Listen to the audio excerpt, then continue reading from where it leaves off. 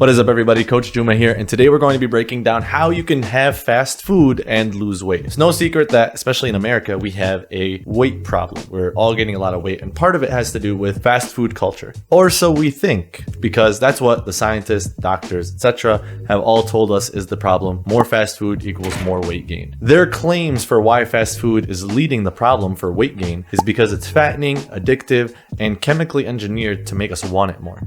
Right? And there's some truth to that, but just because it could do all those things doesn't mean you can't have it and lose weight.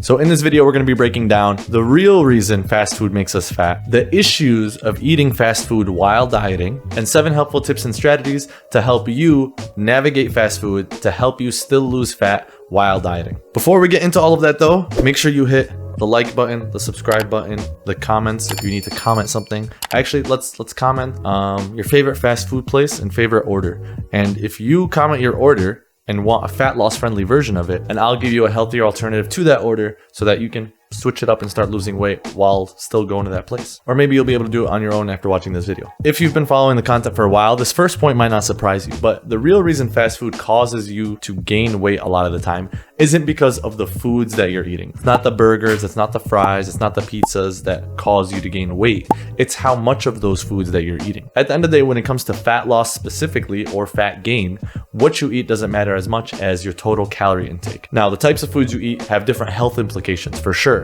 but strictly talking fat loss, weight gain, weight loss, it all comes down to calories in versus calories out. How many calories you're eating versus how many calories you're burning. And in the case of fast food, a lot of the most popular menu items are very calorically dense. They have a lot of calories in a small amount of space. Because of the study that I've referenced multiple times throughout YouTube videos, Asad's already nodding his head because he knows what I'm going to say. You can eat whatever you want to lose weight as long as your calories are controlled. Mark Hub, professor of nutrition, University of Kentucky.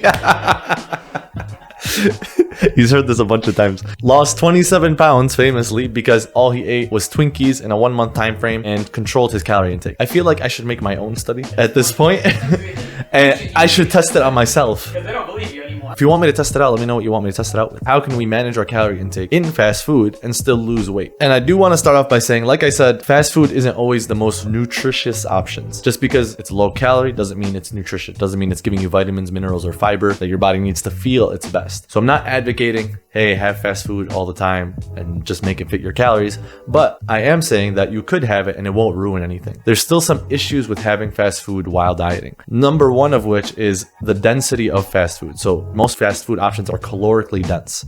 So what that means is there's a lot of calories in a small volume of food. So a lot of times you can get a burger that's probably this big, not even 2 palm sizes worth, and it can be as much as 600 calories. And that won't fill you up because it takes up such a small amount of space in your body. As a result, you end up wanting to eat more and you get more calorically dense food. Our body loves calorically dense foods. It's like hitting the lottery for our brain because we've always been hunter-gatherers up until like the past few decades. And anytime we found foods that were super high calorie that didn't need us to search for foods much longer, we took advantage of that and we looked at it as a big win. Our bodies still haven't adapted to this kind of life because it is relatively new. Another issue with fast food while dieting is that it is very low in a lot of micronutrients and fiber. So it doesn't have a lot of vitamins and minerals. It doesn't have a lot of fiber in it, which creates a chain of reaction of not feeling good by the end of the day. Even though in and of itself, not having those things for one meal in fast food is bad, if you were to have that in all of your meals, you would really feel the difference. You'd feel super lethargic. You wouldn't have a lot of energy, a lot of motivation to do the things you want to do. And you're consuming a lot of trans fats and added sugars,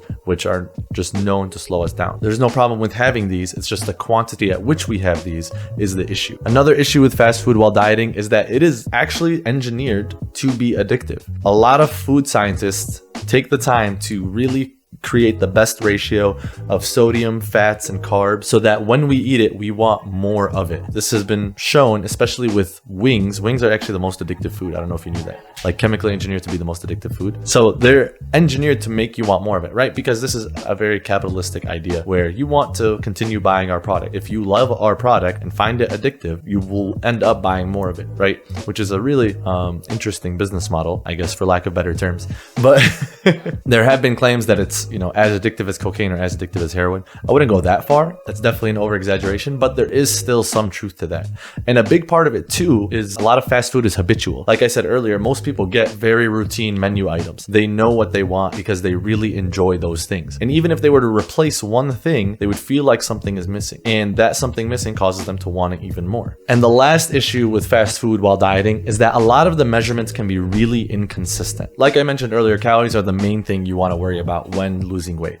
And in theory, as long as you have fast food, take it into account, measure the calories, fit it into your day, you should be okay. Having too much fast food can lead to a lot of error in measurement. Even though fast food places have their systems for how much food to put on each order, different people prepare it differently. How busy the restaurant is going to vary with how well they serve things. And if you're good friends with the person that's working there, they're going to hook it up and give you more food, which is going to lead to more calories too, right? I know everyone has one friend that works at Subway or Chipotle or something, and they give them extra scoops of everything. Different times of day will lead to different preparations of the food as well. If you're in Chipotle during a lunch rush, they're scooping really big scoops of quick guacamole, quick sour cream, which is extra hundreds of calories of fat being added to your bowl. You don't 100% know the exact accuracy of what it is you're eating because of the variance in how it's prepared from person to person, location to location, time of day to time of day. How can you go to fast food places and still make sure it fits your goals and helps you hit your goals? There's a few tips and strategies that I like to use with myself, with my clients,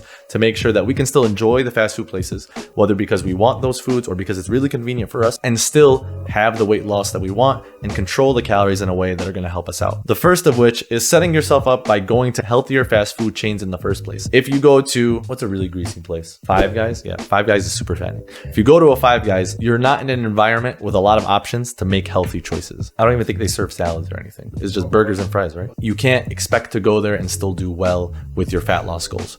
Now, I'm not saying you should never go there. If you like going there, go there every now and then and arrange the rest of your day accordingly. But if you're really focused on fat loss, you want to make every meal as fat loss friendly as possible, going to healthier food options and chain restaurants that give you the build your own food option menu are going to be best. So stuff like Chipotle, Subway, Panda Express, Moe's, Chick-fil-A are all really great options for you to take advantage of. The second tip that's going to be really helpful is by checking the nutrition facts or the menu before you go in.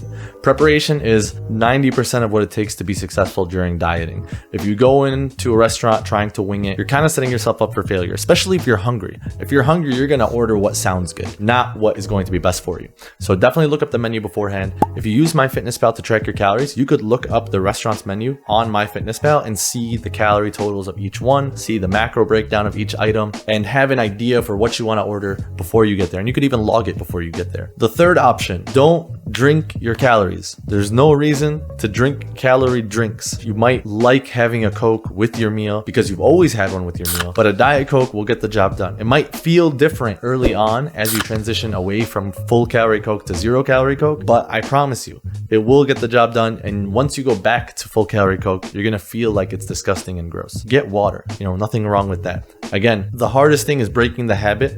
But once you break that habit, once you go a month, a couple weeks without having a full sugar drink, you'll be okay and you won't even miss it. Trust me on that. On a related note to that, sauces, dressings, and dips, having those on the side or eliminating them entirely, but having them on the side is going to be really helpful instead of putting them on your food. When you drown the entire serving of mayonnaise, dressing, ketchup, whatever onto your food, you're going to end up eating all of those calories, which a lot of times is going to be more than you need. But if you have it on the side and instead you dip your food into it, you're only going to take what you need as opposed to all of it. And that's going to help reduce your calorie intake as a whole. You still get the taste with every bite, but you don't get the calories with the whole meal in the same way. Then there's the healthy swap or the fat loss swap. These are kind of similar, but the healthy swap is, just as it says, switching your normal order for a healthier order. So if you normally get a chicken sandwich, instead going for a chicken salad. The fat loss swap is where you go for a calorie-friendly version of whatever you're getting. If you go to Burger King and you normally order the triple Whopper with a large fries, instead get a single Whopper with a small fries. Just reduce the size of what you're ordering, which is in turn going to reduce your calorie intake. The sixth rule is the healthy-unhealthy rule.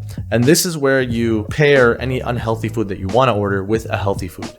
So instead of having a burger and fries, or if you go to Chick-fil-A, instead of having a spicy chicken sandwich with some fries, you can swap out the fries for a fruit cup. right? And now you have a nutrient dense food alongside your unhealthy food. Or if you really like the fries from there and you don't want to sacrifice that, you can get a grilled chicken sandwich or a grilled salad instead and have your fries on the side. This is a natural balancing act that will help control your calories without sacrificing too much at any one meal. The last tip / strategy is doubling up your entree. So instead of even opting for a side, instead of getting fries, baked potato, potato salad, cookies, whatever, you get 2 entrees instead. So in practice, this could look like, again, using Chick-fil-A as an example, instead of getting a chicken sandwich and fries, you can get chicken sandwich and grilled nuggets. So 2 different entrees. They're going to fill you up more. They're going to give you more protein. They're going to taste better too, in my opinion, and won't give you any unnecessary calories that aren't even satisfying or a lot of the time enjoyable. Doubling up your entrees is a really key, helpful strategy in increasing your protein intake because most entrees are made up of protein, and managing your calorie intake as well. So recapping the strategies here, you want to choose healthier fast food chains or build your own places where you have a lot of control over the options and have more variety to choose calorie-friendly options. You want to be prepared and look up the nutrition facts before going into it and know what you want to order. You want to avoid calorie drinks, dips, sauces, and dressings on the side when ordering, and dip your food into it as opposed to pouring it on top of it. Healthy swap or fat loss swap. I'm going to give some examples of this in a little bit. The healthy unhealthy rule, pairing any unhealthy food with a healthy food. And lastly, ditching the side and doubling up the entree. So now we're going to put and show an example of how to put all of these tips and strategies to work in real situations. So we're gonna have 3 restaurant situations: Chick-fil-A, Chipotle, and Panda Express, where we'll show you what a lot of the most popular orders are from those restaurants, how many calories they are, and what the macros look like, and what alternatives you could do that would be more calorie friendly for you. And I'm going to be looking to the side reading this because that's where my camera screen is. Chick-fil-A, really common order that is done across the country statistically, is the chicken deluxe sandwich, a small waffle fries, and a large cookies and cream milkshake. That meal is 1,460 calories by itself, has 53 grams of protein, 173 grams of carbs, 69 grams of fat. Instead, you can go for the fat loss swap, so reducing the portions of these foods, and get the classic chicken sandwich and a small fry, no milkshake, have a water instead, and that'll be 700 calories. The healthy swap, you can get a grilled chicken sandwich, 8-piece grilled nuggets, and 2 fruit cups for 640 calories and 76 grams of protein. You get more than half of the calories of the regular meal order by doing this, and you get 76 grams of protein, which is absolutely crazy, plus probably around 5 to 10 grams of fiber because of the fruit cup. Next one, Chipotle, because this is a really popular one. A lot of Chipotle's foods are very high quality ingredients and they are great and healthy, but that doesn't mean that they're low calorie. One really common order that I've seen is barbacoa tacos, and then you get cheese, guacamole, rice, chips, and salsa all together in one meal because the tacos are pretty tiny. That order is 1,600 calories by itself, 61 grams of protein, 191 grams of carbs, 71 grams of fat. What you can do instead is get a smaller version of it. So instead of having so many different food items, you get 1 chicken burrito with black beans, white rice, and salsa. That's 770 calories. So again, half the calories, 49 grams of protein, which is really awesome, 99 grams of carbs, 21 grams of fat. Or you can go for the healthy swap option and you get a bowl that doesn't include the tortilla. The tortilla by itself is 300 calories, by the way, which is, if you didn't know that, it's really crazy. You get a burrito bowl with double steak, double beans, no rice, and that comes out to 692 calories, so kind of similar to the reduced version. And you get 78 grams of protein, 16 grams of fat, 62 grams of carbs. I always like to add the fajitas, and then the salsas are very low calorie as well, so you always have those options. The high calorie things you want to avoid at Chipotle are the guac and the dairy products, so the sour cream and the cheese. Those are by themselves hundreds of calories. And lastly, Panda Express. This is my favorite place to go to. Most common order is the double entree bowl, where they get orange chicken, half chow mein, half fried rice, chicken egg roll, and a fortune cookie. That comes out to 1,670 calories. It's really easy to get a 1,600 calorie meal at any fast food place, even the healthy ones, right? These are all the healthy options we talked about earlier. And that will give you 49 grams of protein, 71 grams of fat, 213 grams of carbs. A reduced version of it is getting the Panda Bowl and going for grilled teriyaki chicken and fried rice. This gives you 780 calories, 42 grams of protein, 89 grams of carbs, 27 grams of fat. Another thing that you can do is getting the 2 entree plate, and this is going to be the healthy swap version. You get 1 side of steamed rice, or because you're going to save a lot of calories with this, any kind of thing you like, whether it's chow mein or fried rice. You get 1 side of white rice though, let's say, half a side of mixed greens, grilled chicken teriyaki, and the string bean chicken, and that will come out to 700 calories, 60 grams of protein, 100 grams of carbs, 10 grams of fat. Really easy way to mix it up, make the right choices, still get a lot of great flavors, still have the convenience of going to fast food places, but still hitting your nutritional marks that you need for your fat loss goals. It's just about proper planning and preparation, knowing what to pick, and understanding how it's going to play a role into your goals. So I hope you found those examples helpful. I hope you enjoyed everything that you learned here. Definitely share this with a friend that you think would find this helpful as well. Don't forget to comment your favorite fast food place in the comments and your favorite order. If you want me to help you give you a healthier / lower calorie alternative for it, post it down below. I got you. Until next time, stay stupid.